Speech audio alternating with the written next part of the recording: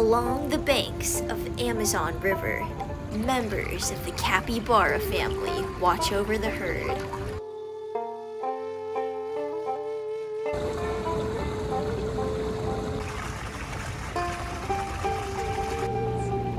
The dense vegetation provides these large rodents with optimal nutrition and farts. Yes, you heard that correctly. Today, I want to ask a question that might sound a little ridiculous, but that is, can a capybara fart actually be thermodynamically reversible? And the reason why I'm so curious about it is because, in theory, it sounds really, really cool. Like, the ability to suck in your own farts, like, that's so useful. But before we get into that question, we first need to go over the concepts of reversibility and driving forces. Yay! So a driving force is basically just a generic term that we use to define a force or a gradient that helps our process move closer towards equilibrium. And so this gradient can be a chemical potential gradient, a temperature gradient, a pressure gradient, voltage, you name it. And so a reversible process is basically just a process that you can reverse, where your system and surroundings can be returned exactly to the initial states without any net change in the universe. Or to put it more precisely, our system must proceed quasi-statically with an infinitesimally small driving force and no dissipative effects. That way, our system can always remain arbitrarily close to equilibrium at all times. And so for a reversible process, we want to make sure that the temperature and pressure of our system is equal to our surroundings and no friction, because again, no dissipative forces.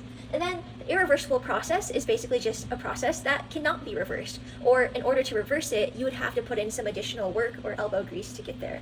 And so now that we have all of our major definitions covered, it's time to revisit our original question.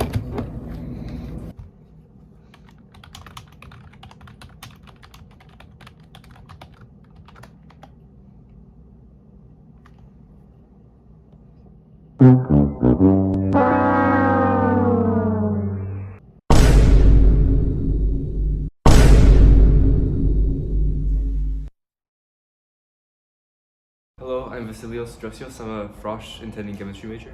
And do you think a capybara fart can be thermodynamically reversible? Well, the short answer is no, not by itself, because consider enthalpy and entropy. Like, it's an exothermic process. Presumably, the capybara fart loses temperature as it exits the body, and it also is a gas that expands in volume, so it is positive in entropy. So trying to reverse a process that's both exothermic and entropically favored is, of course, impossible without coupling this endergonic process with a more exergonic process. With all good thermodynamics problems, it's always nice to draw a picture and help us visualize a little better. And so the first thing that we should do is define our system. And so just as a reminder, the system is just the part of the universe that we're choosing to study. And so in this problem, our system is of course going to consist of the capybara. So let's write that down here. But then more specifically, we're going to assume that inside the capybara, there is some internal organ that's storing the fart. An internal organ that stores the fart. So internal organ that stores the fart. And inside that internal organ, we are going to have the actual fart molecules. And so the fart molecules are going to consist of things like methane, so CH4, maybe a little bit of CO2, trace amounts of hydrogen and sulfur compounds.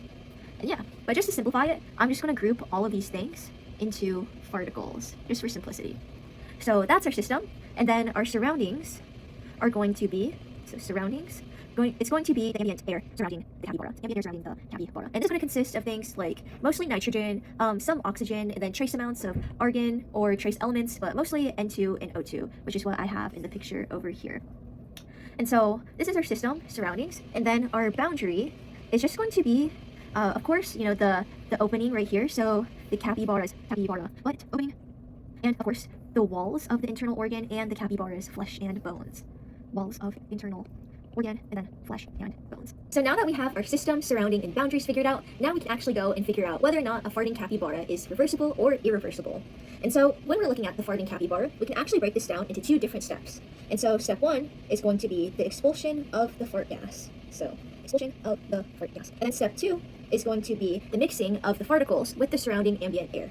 So step two, mixing of particles with surrounding ambient air. And then each distinct step will also have its own driving force. And so for step one, which is the expulsion, that expulsion is going to be caused by the pressure difference or pressure gradient between the pressure inside the internal organ and the pressure of the surrounding air.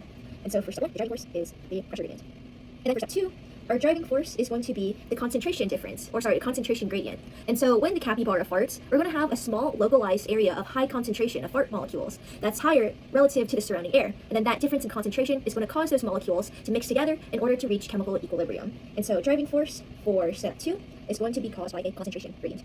And so now that we have the driving forces for each distinct step, now we can answer the question, is a farting capybara reversible? So let's recall some of the conditions we listed that a process must have to be considered reversible.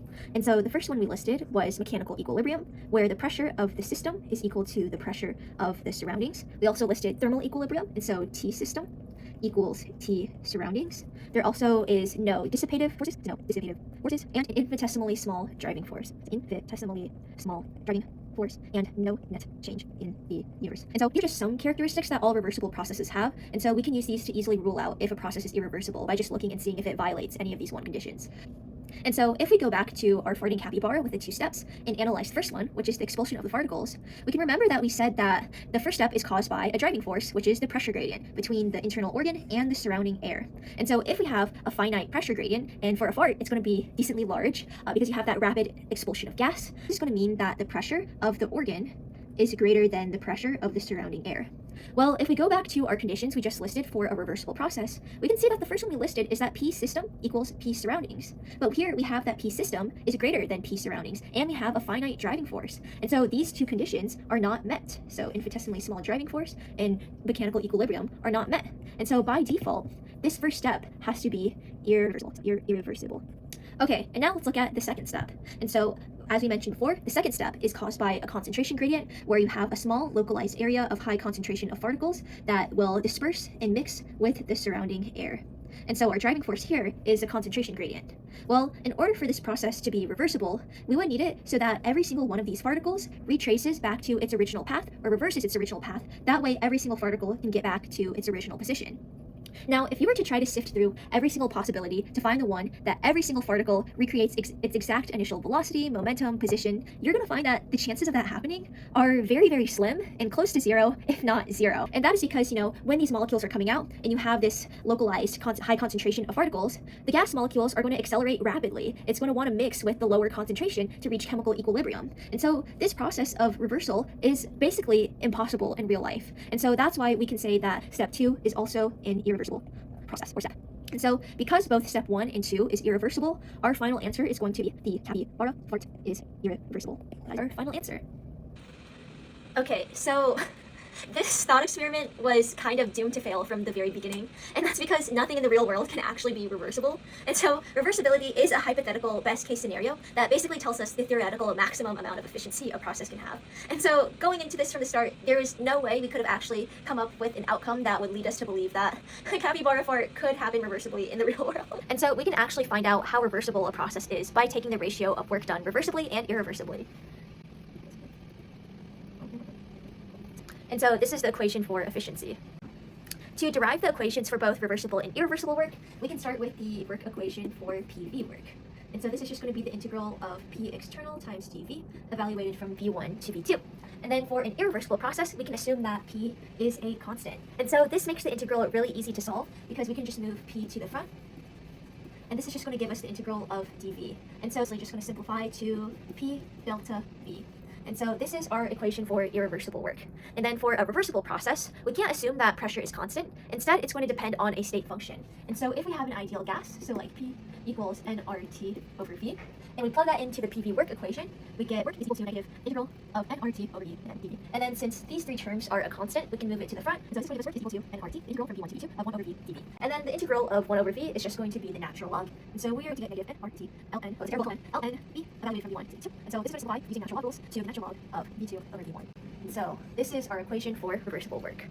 And then once when we graph these equations, it'll become really clear why the reversible process is going to be a more efficient one. And so if we recall, work is going to be the area under a PV graph. And so we'll call this one the irreversible one, and this one the reversible one. And so for this one, pressure is just going to be constant. And so this is going to be the area under the graph. And then for our reversible one, it's going to be dependent on a state function. And we can see here that the area under the reversible graph is larger than the irreversible one, which means you get more work done from the reversible process. And so that concludes our discussion of the reversible capybara fart. And although I never got to witness the mythical reversible fart I had always been hoping to see, I did learn a great deal about reversibility and driving forces, and I hope you did as well. In fact, I've come to the realization that maybe we don't need to reverse our farts after all. For so long, we've lived in a society that has conditioned us to be ashamed of them, when really, they may just be one of nature's greatest gifts of all time. I mean, out of the millions of years of evolution that shaped us into what we are today, isn't it incredible that out of all the forms we could have taken, we somehow evolved into creatures that, well, fart? And so, the next time you feel one coming on, I encourage you to cherish it, remember it, celebrate it, and think about the trillions of beautiful chemical reactions and driving forces that made that moment possible.